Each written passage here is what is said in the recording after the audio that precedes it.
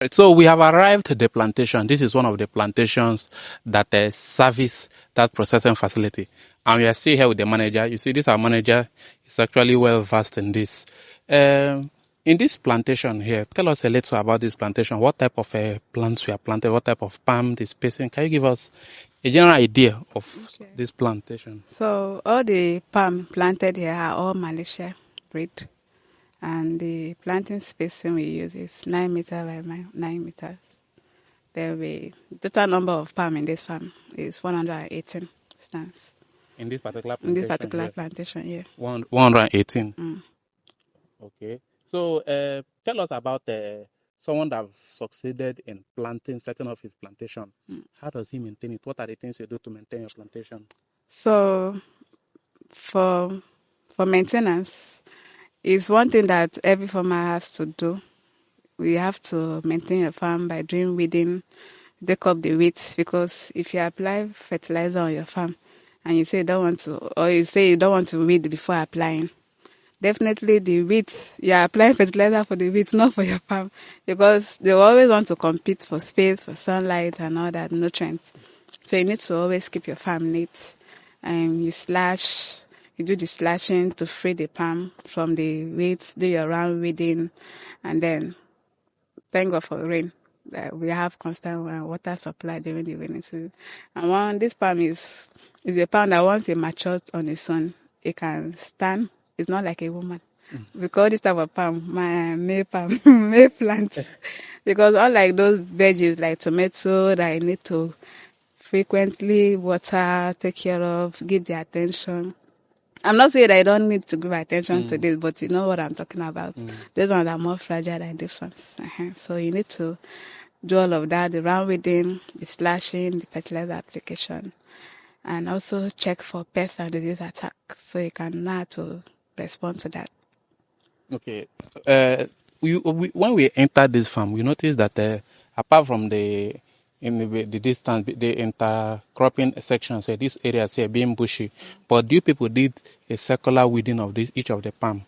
Why did you do it this way? So why we did it this way is so that we can free the palm from the weeds, because there's a particular location the palm feed from. Like what we have been told, that the more the palm, the front grows, the larger, like the more where they feed from shifts. So there's a particular place they eat from. So for instance, if they are feeding from here and you apply your fertilizer here, you don't expect to do your round weeding and stop here. Because if you apply your fertilizer here and there are weeds here, these weeds will compete with the nutrients, and your palm will not be able to take up the nutrients you are giving to it. So you have to give it enough space so that once you put your fertilizer, the plant can be able to make use of the fertilizer, and it also free the palm from the weeds. Okay, how do you know the distance you should do the circular weeding? How do you know the appropriate distance to do your circular weeding for the palm? Just stop where the palm front stop. Okay, you Use stop where the palm front. where the palm front stop. Okay, like this one stop here. We should do it like this the next time. Yes. Okay, that is But according to NIFOD, they said that even if you don't do it like this, but this is the standard according to what they said. They said it is standard, but if you don't want to do it like this, if you don't have workers, you don't have the labor to do it like this, you can just shift it away.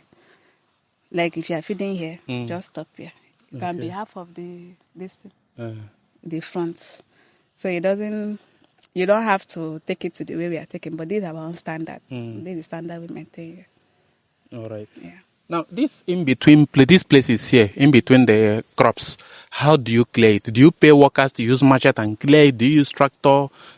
How do you clear it normally? It's manual labor. We have workers that do that, slash by using machetes. So they slash. Like now that we have done round weeding, the next farm maintenance will be slashing. So though we have not gotten to this farm, like I said, we have our farms in different locations. So slashing have already commenced in other locations, but we have not gotten to this location yet. Now we are focusing on the younger palms because they are prone to attack by these grass cutters. So this one, grass cutter cannot eat them now. But those younger palms that are just coming on, like the 1 year we just planted, they are prone to grass cutter attack, and it starts to enter the farm they may likely eat their front. So that is why we are focusing on those farms with the younger palms before coming to these bigger ones. Okay, So we yeah. do slashing. Okay, you do slashing generally to clear the, to the, clear the plantation. In course of running this plantation, how do you manage workers? Because you must have a workforce and you must know how to manage them. As a manager, how do you do with workers without them cheating you? Without them cheating you, we give them, like for a day, you give them the particular number of stands they should work on. So if they don't work on that particular number of stands, you pay them based on what they do. Yeah, for instance, if you are paying our staff like 2,000 or 2,500 in a day, and they are to do like 12 stands of palm, oil palm, and they end up doing like 6, you divide it by 2 and pay them for what they do. That is half day work. It's not a full day work. Yes. So that is how you manage them. So that is that. Have you ever used the chemical to weed the plantation to make it easier, maybe to reduce to paying too much people? Chemical is good, but that is if you don't have a large farm like the way we do, because it is not economical at all. It is not. How many chemical will you get? How many lands? How many? No. So chemical is good if you don't have much land.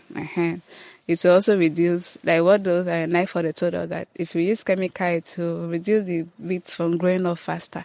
But it is not economical. That's just what I would say. It is not economical. Yeah.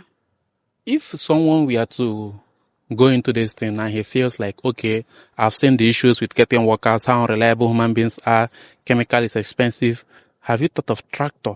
If someone is able to purchase tractor and put the brusher, the one they use to cut grass, so that they can drive in between, what do you think about it? And it's actually good if you have access. Like if your farm is accessible. Because there are some farms that tractors cannot drive in. So if your farm is accessible, then you can go for it. Okay, if your farm is accessible, And you have the money to pay. You can go for it. All right. Now, another challenge that most people that own plantations face is theft. How do people do it? So when I was in school, it's just one thing that I will never forget. My supervisor will always say that gospel, if you have a farm, you have to make room for theft. Like, for instance, if you want to plant tomato, sorry, I love you. I just love you, You tomato. love tomato so much. For instance, if you want to plant tomato of, let's say, 2,000 stands, plant like 2,500. If you want to plant like 1,000 stands, plant like 1,500 or 2,000. Why he said that is for the case of the theft.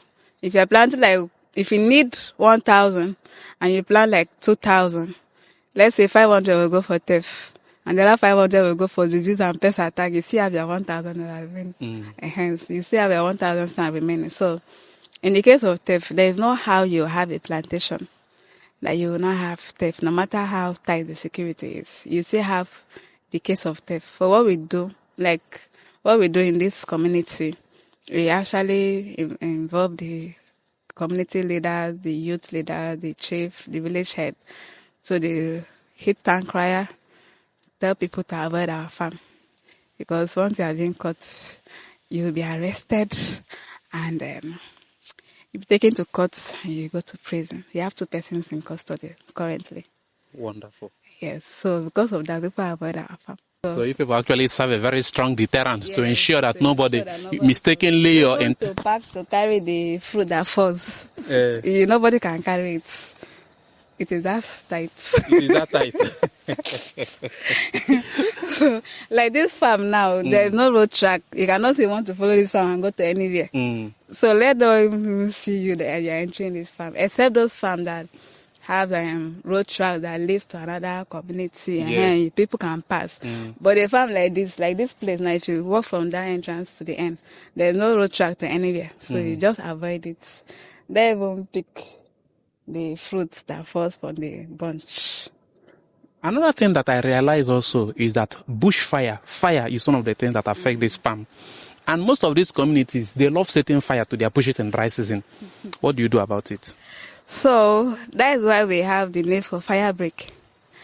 So during the Early this year, before people started cultivating, they put fire out.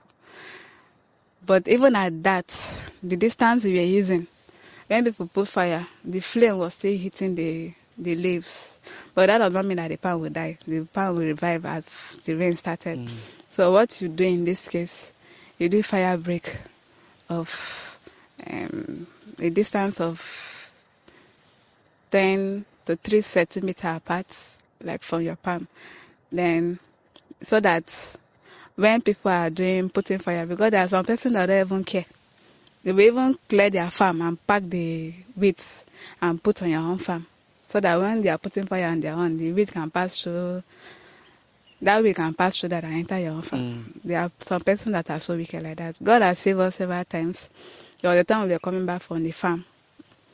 Thank God for that day, because the whole of the plantation of over 500 stands would have been down because of one person. So the lady went to the farm to put fire on her farm alone without anybody to support her. And the weather was very hot. That's why it's not advisable to do bush burning when the sun is high. In the evenings when the sun is down, it's okay. At least you'll be able to control the fire. So while we were coming, we saw the way the fire was going up and trying to pass into our farm. Everybody in the vehicle jumped down, tried to quench fire, tried to do this thing, barrier, this fire break. So what we did fire break on all the parameters of the farm, like all, even the one that people will cultivate and the one people will not cultivate, because fire can still pass through a farm that is not cultivated and enter your own farm. So we make fire break on all the parameters of the farm. When I mean the parameters, all the boundaries, the 4 boundaries of the farm.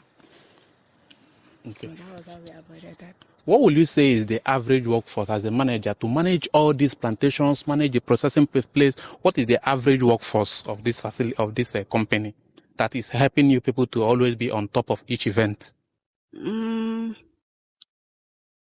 is helping us to be on top. The average. Is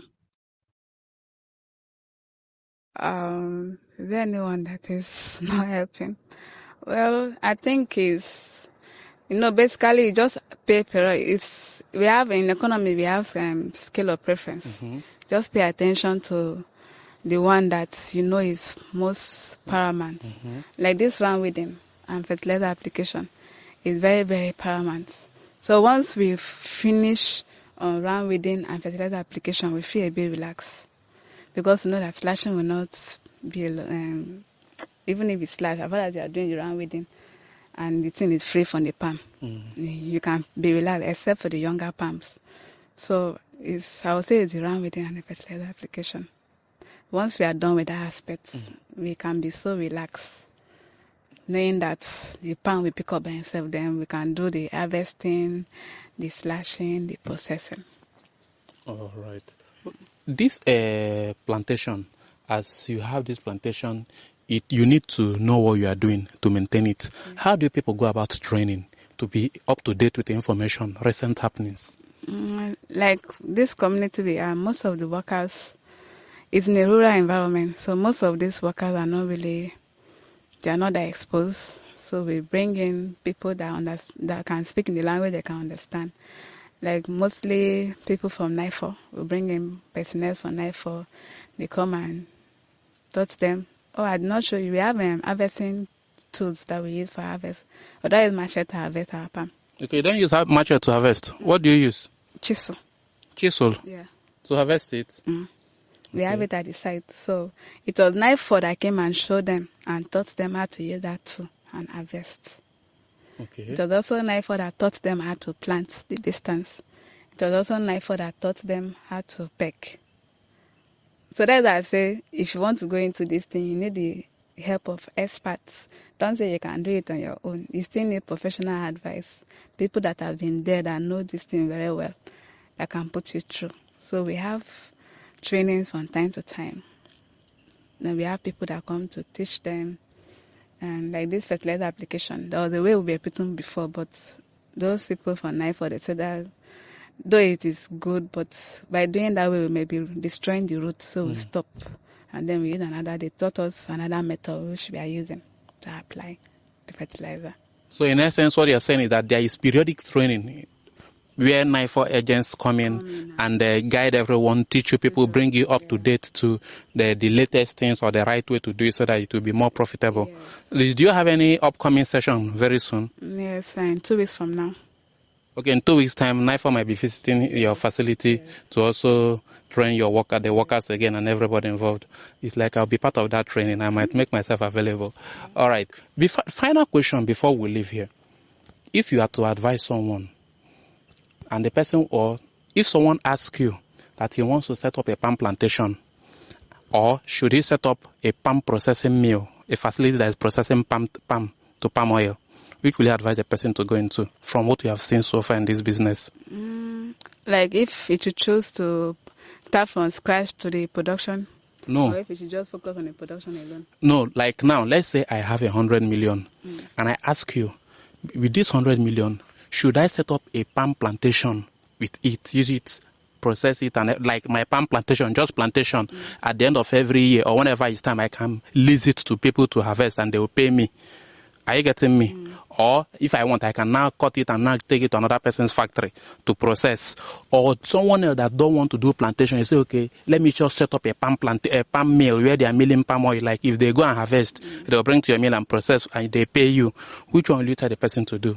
Well, personally, if you don't have the time to say you want to do all of this, you just look for a good location, because everything is the market visibility.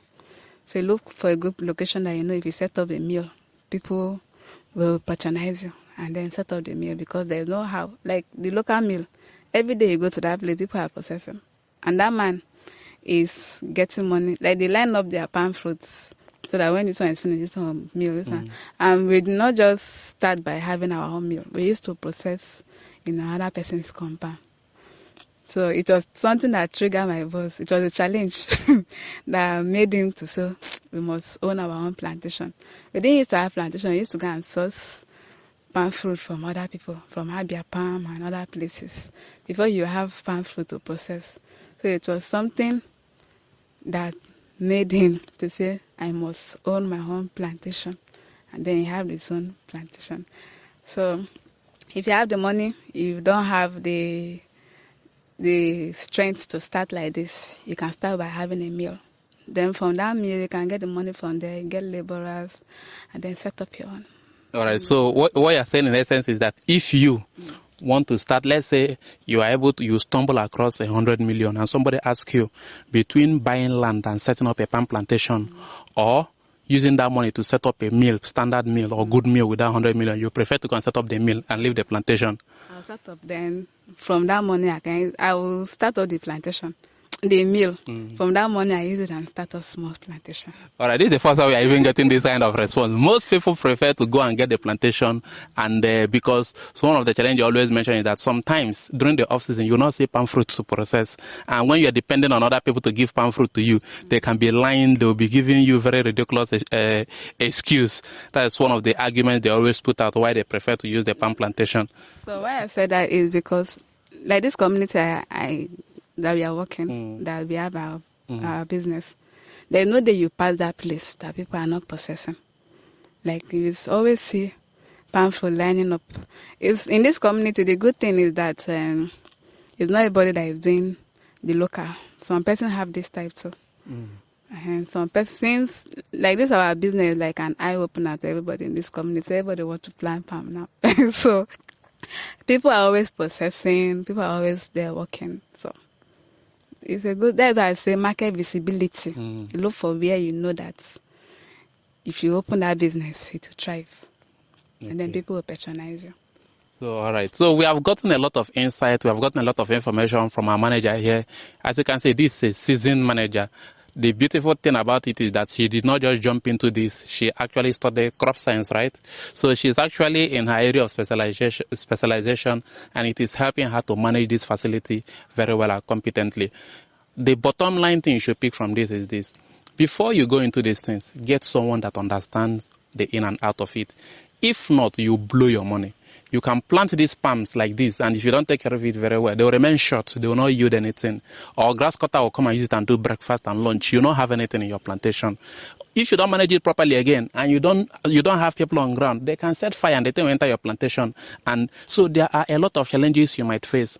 The bottom line is that this thing is a profitable venture if you do it properly. So we might also be touching maybe another plantation, show you a little video of what it looks like and the likes of it. But remember, ensure you think palm. There is money in the palm sector. Thank you.